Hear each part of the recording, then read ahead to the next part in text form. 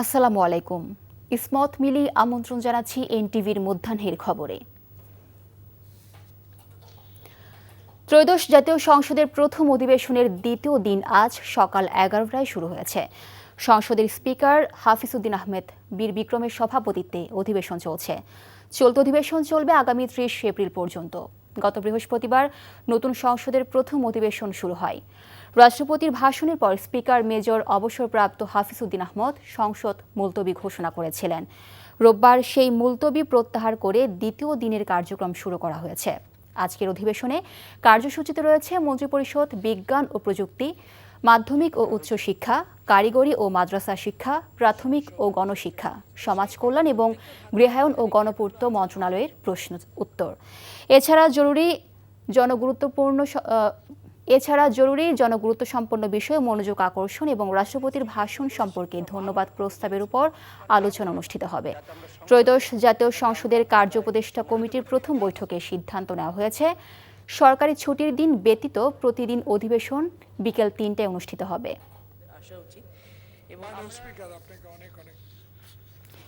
এই মুহূর্তে সংসদ ভবন এলাকায় আছেন সহকর্মী সেলিম মালেক। সরাসরি যুক্ত হচ্ছে তার সাথে। সেলিম, আজকের অধিবেশনের কার্যক্রম সম্পর্কে কিছু জানতে পেরেছেন কিনা আমাদের জানাবেন।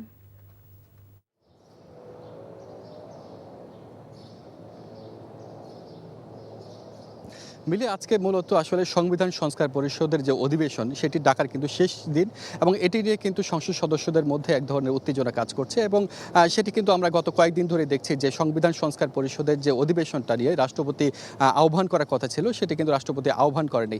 এটি নিয়ে আসলে মূলত এবারে সংসদের আসলে সবচেয়ে আলোচনার বিষয় হয়ে দাঁড়িয়েছে।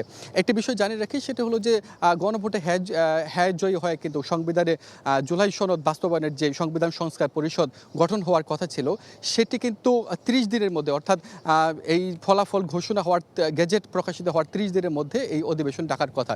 কিন্তু আজকে 30 দিনের শেষ দিন, আজকেও কিন্তু সংবিধান সংস্কার পরিষদের এই অধিবেশন রাষ্ট্রপতির আহ্বান করার আসলে কোনো লক্ষণ আমরা দেখছি না এবং সেটি কিন্তু আসলে আজকে অধিবেশন হবে সেটিও আসলে বলা যাচ্ছে না।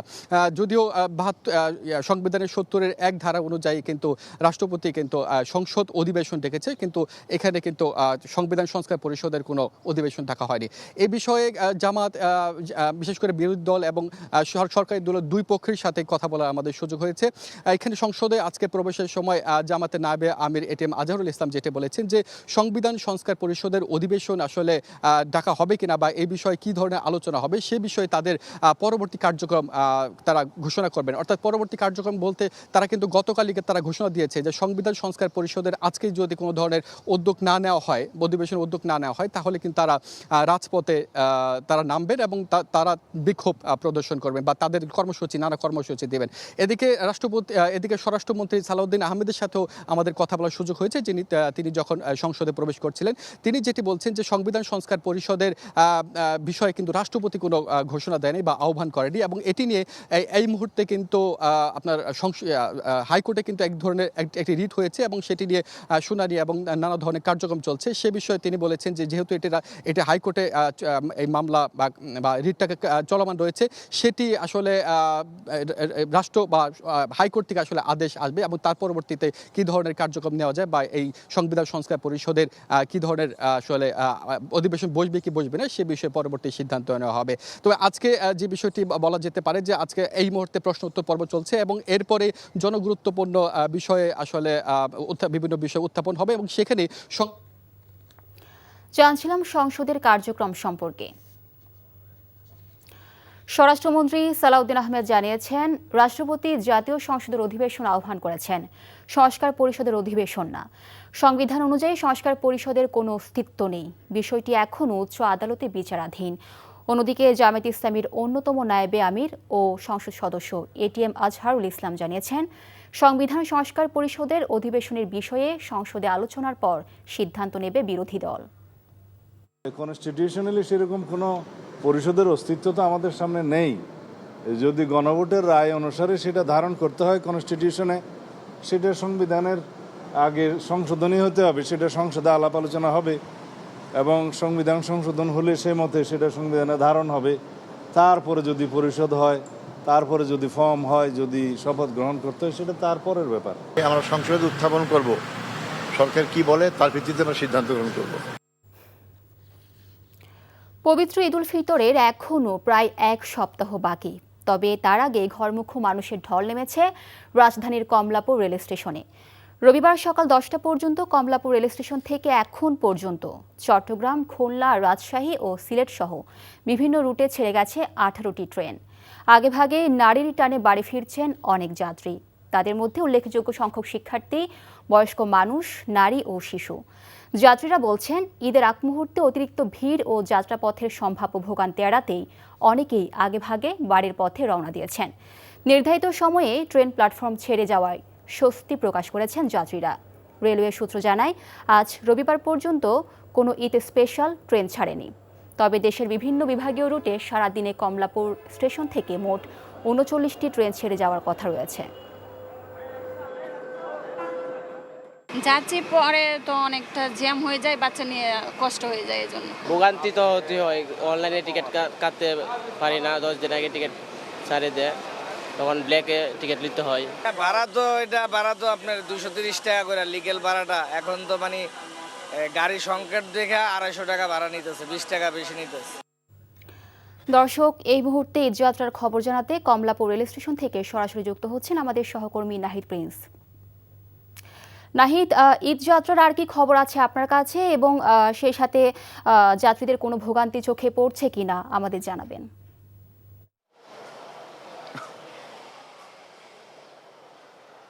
আজকে সারাদিনে 39টি ট্রেন ছাড়ার কথা রয়েছে।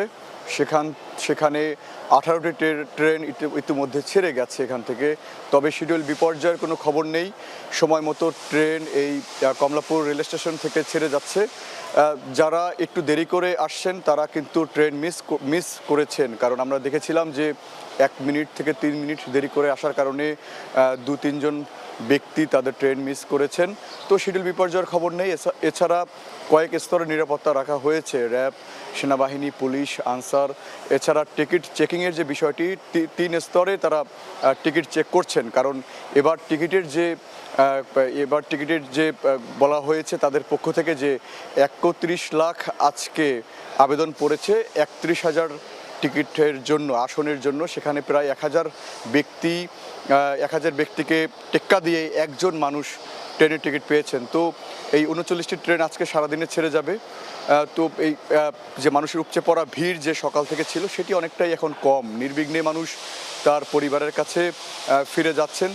স্কুল পড়ুয়া শিক্ষার্থীদের সংখ্যা অনেকটাই বেশি, কারণ আগামীকাল থেকে ট্রেন কর্তৃপক্ষ যেটি বলেছেন যে আগামীকাল থেকে সেই ভিড় অনেকটাই বাড়বে, কারণ 3 দিনে প্রায় 1 কোটির উপরে টিকিটের জন্য আবেদন পড়েছে। সেখানে আসন কিন্তু অনেকটাই কম। তো এই ছিল আমার কাছে কমলাপুর রেল স্টেশন থেকে সবশেষ। জানছিলাম ঈদ যাত্রার খবর। মৌলভীবাজারের বিভিন্ন হাওরে দিন দিন কমছে দেশীয় প্রজাতির মাছ। এতে হতাশ স্থানীয় জেলেরা।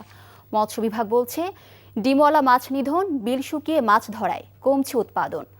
মৌলভীবাজার থেকে SM উমেদ আলীর পাঠানো রিপোর্ট। দক্ষিণ এশিয়ার সর্ববৃহৎ হাওর হাকালুকি। এই হাওরের অবস্থান মৌলভীবাজারের 3টি এবং সিলেটের 2টি উপজেলা নিয়ে। হাওরে মোট 39,323 হেক্টর জমিতে রয়েছে ছোট বড় মিলে 238টি বিল। হাকালুকি হাওর ছাড়াও এই জেলায় রয়েছে আরও 6টি হাওর। আশঙ্কার কথা হলো, হাওরে দিন দিন কমে যাচ্ছে দেশীয় প্রজাতির মাছের উৎপাদন। জেলেদের অভিযোগ, ডিমওয়ালা মাছ নিধন এবং প্রতি বছর উজান থেকে নেমে আসা ঢলের সাথে পলিমাটি এসে হাওর ও বিল ভরাট হওয়ার কারণে মাছের উৎপাদন কমছে।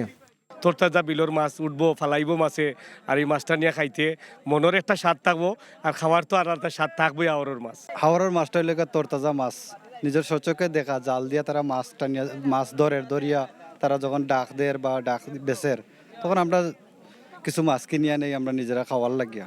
আগলান তো মাছ নাই, যে আমরা ব্যবসা করি, আর যে মাছের চাহিদা আছে এই চাহিদা মাছ তো নাই। প্রতি বছর এই চক্কা বিলে আমরা বড় মাছ নেই, গোয়াল নেই, গাগর নেই, সব কিছু নেই। জুড়ি নদী, এইদিকে খন্টিনালা নদী যেটা, এটা খুলিয়া দেওয়ার কারণে বালু আইয়া ইকানো ফরিয়া বিল ভরাট হয়ে গেছে একটা সমস্যা। আর দ্বিতীয় সমস্যা হইল মাছর ফোনা সরকার থেকে যেটা দেওয়া হয়, যে টাইমে দেওয়ার কথা, যে প্রজাতির ফোনা দেওয়ার কথা, এগুলা দেওয়া হয় না। মৎস্য বিভাগ বলছে বিল শুকিয়ে মাছ ধরার কারণে দেশীয় প্রজাতির মাছের বংশ ধ্বংস হচ্ছে, আর এতে কমছে মাছের উৎপাদন। যারা লিজ নেয় তারাও ঠিক পাইল ফিশারিতে উদ্বুদ্ধ কম হচ্ছে এবং তারা প্রত্যেক বছরই মাছ ধরে। আইনগতভাবেও তাদেরকে পাইল ফিশারি করতে আসলে ওইভাবে বাধ্যবাধকতা করতে পারতেছি না। তো এটি আমার মনে হয় আইনেও একটা সংশোধনী আনা যেতে পারে, যে বিলগুলো বড় আছে সেগুলো পাইল ফিশারি করা বাধ্যতামূলক। বিলের লিজ শর্ত অনুযায়ী 3 বছর পর মাছ আহরণের পরামর্শ মৎস্য কর্মকর্তাদের। NTV news desk. এই মুহূর্তে জাতীয় সংসদে বক্তব্য রাখছেন বিরোধী দলীয় নেতা ডাক্তার শফিকুর রহমান। সরাসরি যাচ্ছি তার বক্তব্যে।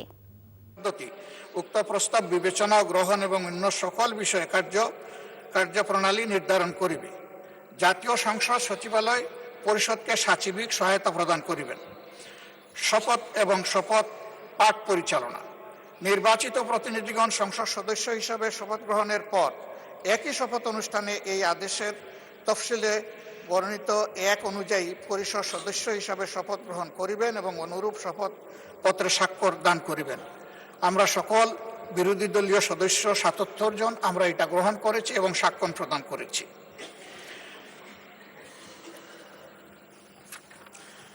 দোষে আমি আগেই উল্লেখ করেছি, সংসদ নির্বাচনের ফল ঘোষিত হওয়ার 30 পঞ্জিকা দিবসের মধ্যে যে পদ্ধতিতে জাতীয় সংসদের প্রথম অধিবেশন আহ্বান করা হইবে, অনুরূপ পদ্ধতিতে পরিষদের প্রথম অধিবেশন আহ্বান করা হইবে। ধন্যবাদ মাননীয় বিরোধী দল নেতা, আপনার কথা আমরা বুঝতে পেরেছি। এখন আমি ট্রেজারি বেঞ্চ থেকে এই সম্পর্কে বক্তব্য আশা করছি। ধন্যবাদ মাননীয় স্বরাষ্ট্রমন্ত্রী। মাননীয় স্পিকার, আপনাকে ধন্যবাদ। আপনি প্রথমত আমি প্রশ্ন রাখবো, মাননীয় বিরোধী দলীয় নেতাকে কোন বিধিতে এই সময় বিফোর 71 অ্যালাউ করেছেন? This is my point of order. Second হচ্ছে, যদি জরুরি জনগুরুত্বপূর্ণ বিষয়ে কোনো মুলতবি প্রস্তাব আনতে হয়, সেটার জন্য বিধি আছে, সেই বিধিতে কোনো নোটিশ তিনি দিয়েছেন কিনা রুলস অফ প্রসিডিউর 62 অনুসারে। তৃতীয় প্রশ্ন হচ্ছে, যদি জরুরি জনগুরুত্বপূর্ণ বিষয়ে কোনো সংক্ষিপ্ত আলোচনা করতে হয়, সেই বিষয়ে বিধি 68 অনুসারে কোনো নোটিশ দিয়েছেন কিনা। এটা হচ্ছে আপনার প্রতি আমার প্রশ্ন। তারপরেও যেহেতু আপনি অ্যালাউ করেছেন, মাননীয় বিরোধী দলীয় নেতা যেহেতু কিছু প্রশ্ন উত্থাপন করেছে,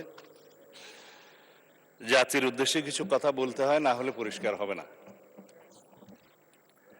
তিনি পুরো জুলাই জাতীয় সনদ সংবিধান সংস্কার বাস্তবায়ন আদেশ 2025 টপ টু বটম পড়েছেন, এ টু জেড। এটা আদেশ নম্বর 1/2025, 13 নভেম্বর। আমি হাউসের বাইরে বিভিন্ন জায়গায় আলোচনায় বলেছিলাম, রাষ্ট্রপতি অধ্যাদেশ জারি করতে পারেন যখন হাউস সেশনে থাকে না, আর্টিকেল 93 অনুসারে। এবং এই আর্টিকেল 93 অনুসারে আপনি দেখবেন মাননীয় স্পিকার, ক্লজ কতে 93(1) ক্লজ ক লেখা আছে, সংবিধানের ধারা পরিবর্তন হবে বা সংবিধান পরিবর্তন হবে, এরকম কোনো বিষয় অধ্যাদেশের মাধ্যমে আসতে পারে না, সেটা জায়েজ নাই।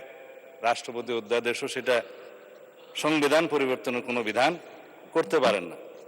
কিন্তু এই যে আদেশ, এই আদেশটা না অধ্যাদেশ না আইন, মাঝামাঝি কি জিনিস, সেজন্য আমি বলেছিলাম এটা হয়তো নিউট্রাল জেন্ডার হতে পারে। এনিওয়ে, এটা আমি অসংসদীয় বা আনপার্লামেন্টারি কোনো শব্দ এখানে ইউজ করতে চাই না, এটা বাইরের বক্তৃতা হলে বলা যেত। এই যে আরোপিত আদেশ যেটা তিনি পাঠ করলেন, এই আদেশের তিনি বললেন সেকশন 3-তে জুলাই জাতীয় সনদে অন্তর্ভুক্ত সংবিধান সংস্কার বিষয়ে গণভোট, এবং বলা হয়েছে সেকশন 10-এ পরিষদের অধিবেশন আহ্বান, কোরাম, ভোটদান ইত্যাদি। অর্থাৎ এটা সংবিধান সংস্কার পরিষদের সদস্য হিসেবে তারা অসাংবিধানিকভাবে শপথ নিয়েছেন বটে, সেই পরিষদের আহ্বানের জন্য তিনি রাষ্ট্রপতির আর্টিকেল 72 অনুসারে কনস্টিটিউশনের অধিবেশন আহ্বানের ঘোষণা চাচ্ছেন। এবং তিনি বলেছেন যেহেতু দুইটি কাজ বাদে বাকিগুলো সব প্রাইম মিনিস্টার রিকমেন্ডেশনে প্রেসিডেন্ট করে থাকেন এবং একইভাবে এই সংসদের আহ্বানও তিনি করেছেন প্রধানমন্ত্রীর পরামর্শ অনুযায়ী আর্টিকেল 72 অনুসারে। তো এইখানে প্রেসিডেন্টের ক্ষমতা যে প্রধানমন্ত্রী পরামর্শ দিয়েছেন তিনি জাতীয় সংসদের অধিবেশন আহ্বান করবেন আর্টিকেল 72 এবং স্থান এবং সময় নির্ধারণ করেছেন আর্টিকেল 73 অনুসারে তিনি ভাষণ দেওয়ার কথা ভাষণ দিয়েছেন। আমাদের বিরোধী দলীয় বন্ধুরা ভাষণ শুনতে চাননি, চলে গিয়েছেন, ভালো কথা, কিন্তু সেই ভাষণের উপরে আলোচনার জন্য তিনি কালকে প্রস্তাব করেছেন 50 ঘন্টা বরাদ্দ করা হোক। এখন যদি রাষ্ট্রপতির ভাষণের উপরে 50 ঘন্টা আলোচনা হয় ভালো, সংখ্যা অনুপাতে সেই সময় বরাদ্দ করা হবে, আমরা অ্যাপ্রিসিয়েট করি। দর্শক, এতক্ষণ শুনছিলাম বিরোধী দলীয় নেতা ডক্টর শফিকুর রহমান ও স্বরাষ্ট্রমন্ত্রী সালাউদ্দিন আহমেদের বক্তব্য। সিরিজ নির্ধারণী তৃতীয় ও শেষ ওয়ানডেতে দুপুরে পাকিস্তানের বিপক্ষে মাঠে নামবে বাংলাদেশ। মিরপুর শেরেবাংলা স্টেডিয়ামে দুপুর 2:15টায় শুরু হবে ম্যাচটি। প্রথম ওয়ানডেতে আলো ছড়ানো পারফরম্যান্স, উজ্জীবিত নৈপুণ্য এবং 8 উইকেটের দুর্দান্ত জয়ের পর মনে হয়েছিল আকাশ ছোঁয়া আস্থা ও বিশ্বাস নিয়ে পাকিস্তানকে দ্বিতীয় ম্যাচে হারাবে মিরাজের দল। তাতে সিরিজ জিতবে 1 ম্যাচ আগেই। কিন্তু দ্বিতীয় ওয়ানডেতে উল্টে যায় চিত্রনাট্য। প্রথম দিন চরমভাবে পর্যুদস্ত পাকিস্তানিরা বাংলাদেশকে বিরাট ব্যবধানে হারিয়ে সিরিজে ফিরেছে দাপটের সঙ্গে। তাতে 3 ম্যাচের এই সিরিজের শেষ ম্যাচটি রূপ নিয়েছে অলিখিত ফাইনালে। আসন্ন বিশ্বকাপে সরাসরি খেলতে র্যাঙ্কিংয়ে এগিয়ে যেতে সিরিজ জেতাই লক্ষ্য থাকবে মিরাজদের। এ ছিল মধ্যাহ্নের খবরে। এই খবরের ভিডিও সহ আপডেট জানতে ভিজিট করুন NTV অনলাইন www.ntvbd.com।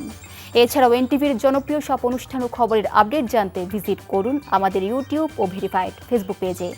দুইটাই দুপুরের খবর দেখার আমন্ত্রণ রইল। ধন্যবাদ সবাইকে।